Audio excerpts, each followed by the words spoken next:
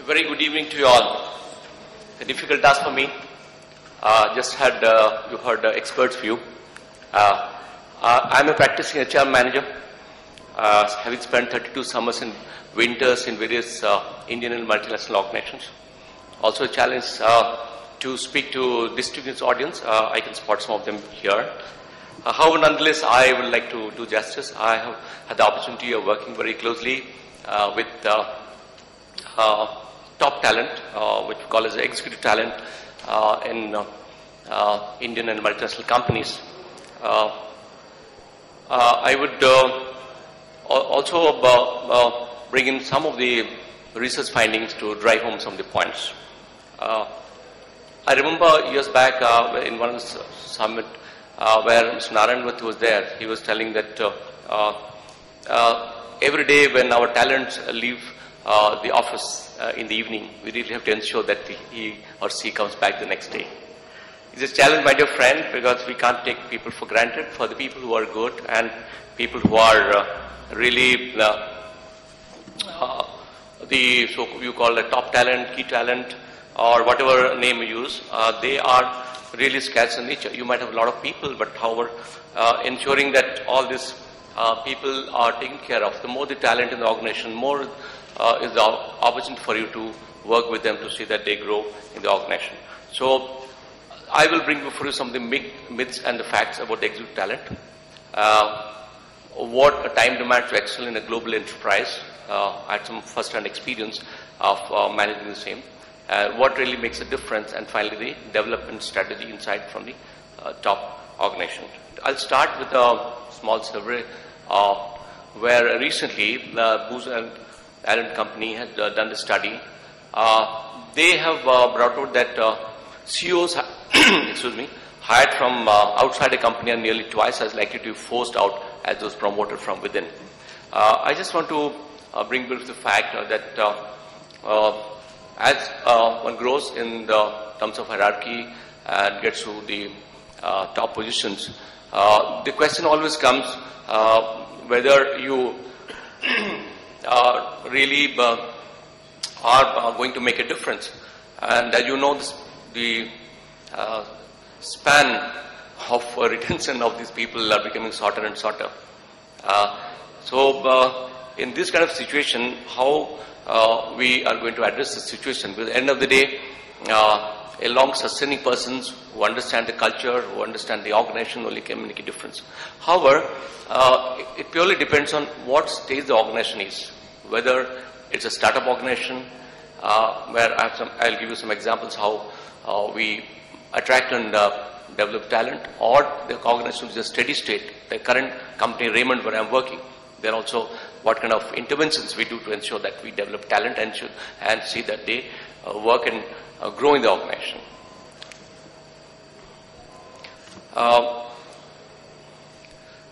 Basically, the question always remains, do you buy the talent or we groom the talent from within? There's always a huge temptation, particularly at the top level, to, okay, why can't we hire more people so that they will bring in fresh perspective to the organization. But my humble submission is, I'll show you in the next slide, where those people who come from different organizations top at the very senior level, their mortality rate is very high. The thing is, if you are in a subject matter domain where you need a person and you have not really taken the trouble to groom the person within the organization, you have no choice but to look for people to be hired from outside. But then it's an enormous responsibility not only for HR but for the people, the peer group. They're the biggest critics and the next subordinate who was rightfully or wrongfully aspiring to go to that role. I know of organization, Indian owner-driven organization, where they thought that we will get a top-class CFO, and they hired from Unilever, one of the home care group on CFO. He was hired and he was given all the responsibility. The first thing, he came in, the CFO also didn't have the opportunity. He started his career and grew in Unilever, which are very standard practices. When he came in, he found so many gaps. Every day he used to tell me, I had the opportunity of working very closely with him, something which is taken as a base factor. How can this happen? It's not on. So he himself took time to adapt to the organization, but because in the Indian organization, even the junior most person also has a direct line of access to the owner or the MD, who so recall. So obviously, he got a lot of direct, indirect, negative feedbacks that reached the owner MD, and the divorce happened within 6 months. He had to leave the organization. It's a loss to both the organ. So that's why it's important that when you are trying to hire a talent from outside, you better be careful about the cultural integration. Otherwise, it's going to be a very short-term affair. The question remains is, are the talent going to naturally grow to the top level? How do you decide who are the cream? Is there a responsibility? Are there some natural leaders who are going to grow because probably some people call them born leaders? There's nothing like it. They are groomable, but you have to provide the right kind of opportunities and also the support, because at various levels, various skill sets are required. We run various, I'm not talking about many companies run various standard programs, strategic leadership development program and also, but how are the ecosystems that are supporting the person to grow in the organization? And particularly when the organization desire and the vision is that you need a CEO who is going to transform the organization, and you have a leader who's at best can manage to maintain the steady state. Absolutely kept. So you just can't, the both can't coexist. So it is very essential to understand what kind of leadership pipeline you're going to develop in the organization. There are various kind of reports are there which you have seen, read, and I've also privy to that. It says that the grooming of the two levels below the CEO level necessarily has to be aligned to the vision of the organization, and there should be a buy-in. It's not adequate to just express what is the desire. One of the organizations they talk about, they want to have 4x growth in next 4 years. Is the top team whom you consider maybe general manager and above or otherwise, are they really, really into it? Do they think and breathe that particular thought? Are the people different? Because ultimately a leader is as strong or as weak as the team which supports the leader. So are the team below them, are they really aligned so that they to ensure, because there will be always some standard work that is there for all the people, whatever job function they come from, marketing, finance, HR, but they have to create that space. They have to be so focused and goal oriented that that objective has to be achieved. And it's a very top driven thing in your organization. It just can't, if people can't, they see there's a gap in what the leader speaks and what he practices. It's very easy to stand in such forums and talk about various things, but actually are people really imbibing those things? Are they ensuring that these things happen? Very, very essential. Otherwise, it is not possible to take this forward in the long run. So what I was talking about, if you see a small survey report where it says that senior executives from outside have a failure rate of 34% versus 19% when hired from inside. One word of caution here. When you are grooming internal talent, the pyramid narrows down. So the scope, if there are 3 general managers there and 1 vice president and so on, each person rightfully or wrongfully feel that I should be the chosen one to go to the next level. If your system is not transparent and people feel the person is CEO's man, he or she has been chosen to go to that position, then there will be undercurrent. There will be no clear support to the person to get into that CEO or CEO level or whatever strategic level you are talking about it. So the process should have a clear differentiation through various methods, and all the performing organizations have various performance measurement criteria, and periodically this feedback has to be given. If you are deciding that this person is going to be the next leader and then the grooming, depending on what level of readiness the person is, has to happen. Then only when the transition happens, he is ready to take the 100% readiness will never be there. Unless you are in the hot seat, you won't really feel the pinch. So, but the person has to understand from various positions how he or she getting that role. You talk about big organizations, GE and others. Actually, the clear grooming plan is there, and they announce the next in leader pipeline, even other business head, much in advance, and people know that the person is designated to take over that role. Succession management is important in the organization, because remember, if you hire a wrong person and he or she comes in the leadership position, it's not good for the organization and not good for the person at all. And if you see the internal promotion have a failure rate of 14% compared to a failure rate of 22% from external hire. So what I'm trying to bring before you, my dear colleagues, is that developing talent from within has a much better sustenance model than hiring people from outside, but this is a very tough job. If the organization is not growing, there are not enough elbow rooms for the person to grow. The same if the organization, then only you provide a large amount of opportunity for the people to grow. Clear case of ICICI, when you see for the after Mr. Kamath retired, they had a success plan. There are 4 or 5 contenders to get into that role. When I worked in ICICI VPHR in 1994, I knew most of the people who at that point were in middle management level.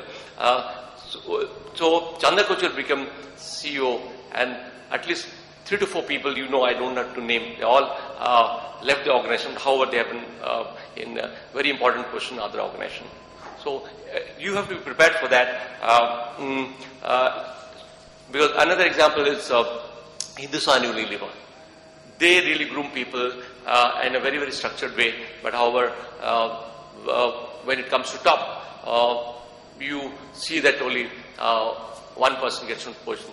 Recently there was churning, and many senior people, including ED Foods, they have left the organization. Nothing wrong, because in fact that organization takes pride that we groom leaders, and they are occupying our position of authority in various other organizations. So there was in the McKinsey study, which I just want to bring to you, this thing, basically it says that executives think development is simply a function of training program. It is not. It's much more than that. The nurturing of the executives should be top in the mind of the people who matter, the MD others, because end of the day, the senior most people, the MD or CEOs, they are the real head of HR. So you have seen, so you understand what I'm telling. It's very, very essential that they drive the HR agenda in the organization. Because there are subject matters experts to ensure that the things are run in the way it has to be done in the organization. They should focus most of the time on people development. People have natural expectation. I'm in the top cadre, so I'm the best. Not necessarily, because the comparison becomes very, very thin at that level. And many people think that I'm one of the cream, so I will automatically rise to that position. No.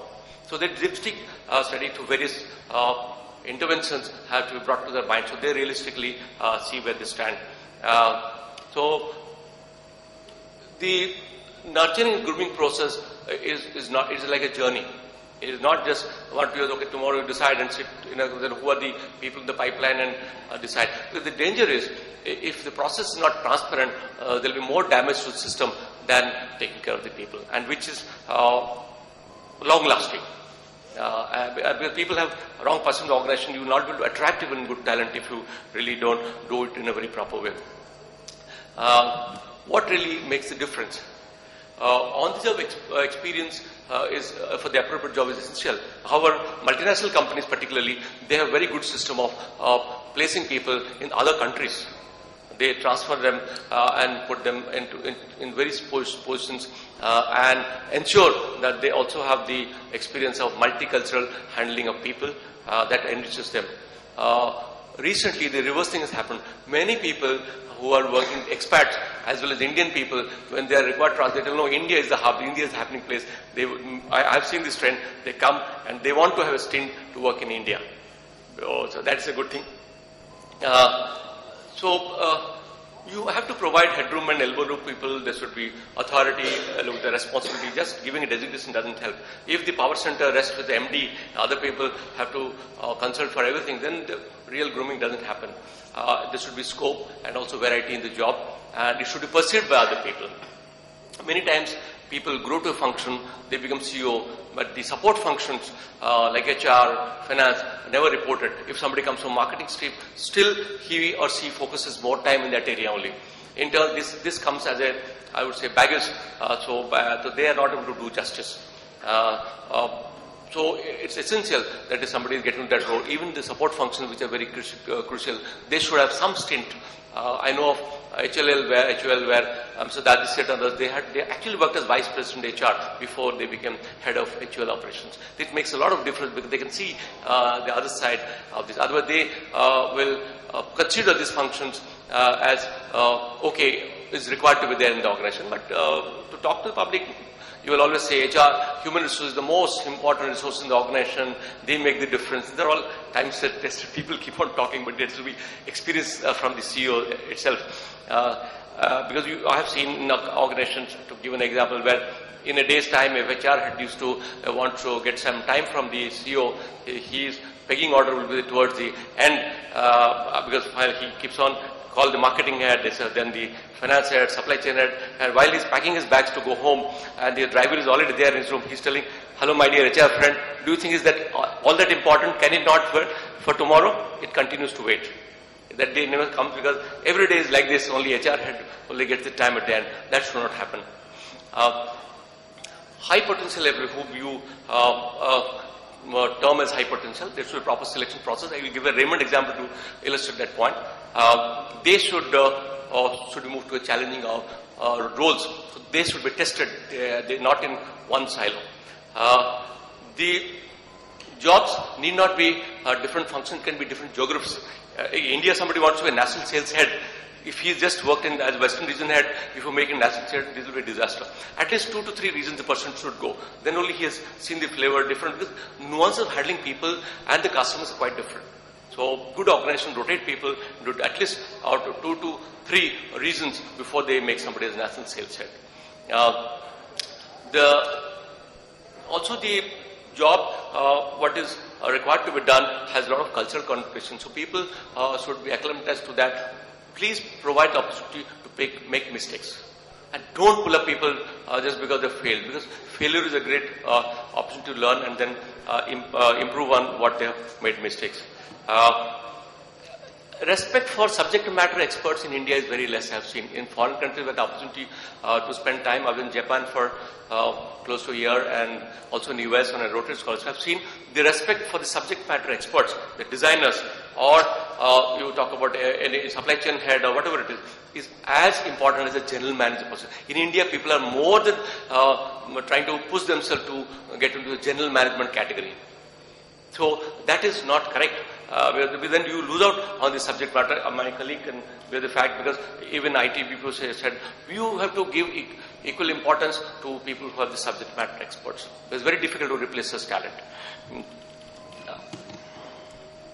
I will give some examples quickly, and so that it will drive home the point. G, as you know, have very high potential employees, and at Courtenville, the place where they have the central training institute, even Jack Welch, when he was there, and the current CEO, they go and really spend time to train the people, senior people, and they also have a feel of who are the talent, they spot the talent, and they personally send notes to those senior people to ensure that they are valued. But it's tough grind, it's not easy, because at that, there are people who go there, the CEO of almost 400 to 500 people, he will be keeping an eye and finding out who are the people, who are the next in line, making small notes on yellow chit pads. I know people who have gone there. One of the HR heads who was close to me, he was working in Jio as HR head of India, and he was telling stuff. So it's a very close race, because all the people who have gone to the level, they are like unis and bees.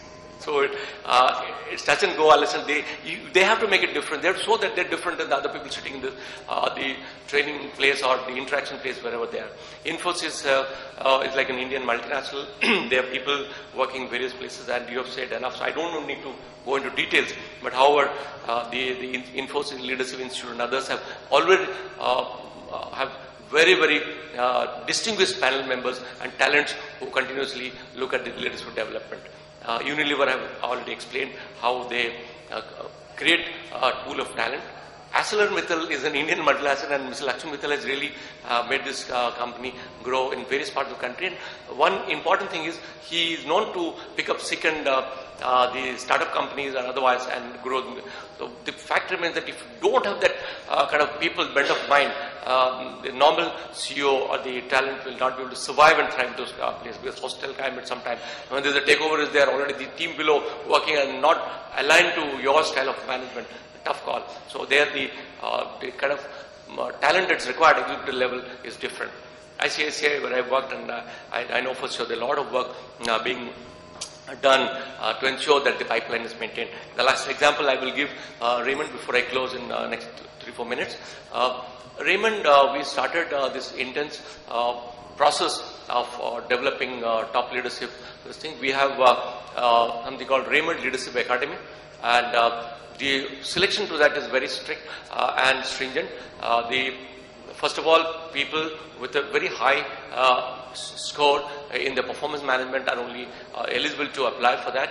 And then after that, SHL is the organization. They go through a very intense 2 days of assessment center process with the various kind of selection devices. And then very few people are selected, and they are bucketed into the top leadership, middle leadership, and the startup leadership in 3 buckets. And they have gone through, they have to go through a very intense process of training and grooming. I happened to be our first batch of Raymond Leadership Academy when it started, and I've seen the kind of project even at Avalal. We had to do a contest project, and the faculties from Michigan School have come and trained us in various aspects which normally we would not be privy to those things. So what I want to say is, there's always, nobody can deny the fact that executive development is required in the organization. But are we doing enough in the organization? That's the question. It should be a sustaining process, not person dependent. Today, a CEO or HR head is very passionate about it, so it runs. Tomorrow, if the person changes, it should not get into okay, we'll do it, do other things, then we will manage top talent or leadership. Because every individual is different. You can't have a standard formula for every talent. It should be tailor-made. Individual development plan has to be a very intense affair, and milestones have to be created, and organization responsibility along with the support of the key stakeholders to ensure the person grows to and groomed to that level, so that he or she is ready to take the level that is desired organization. With these few words, I'd like to thank you. I'm the last speaker. Sorry, I hope now you will be free to get out of this. But I come from a very practical, practicing field.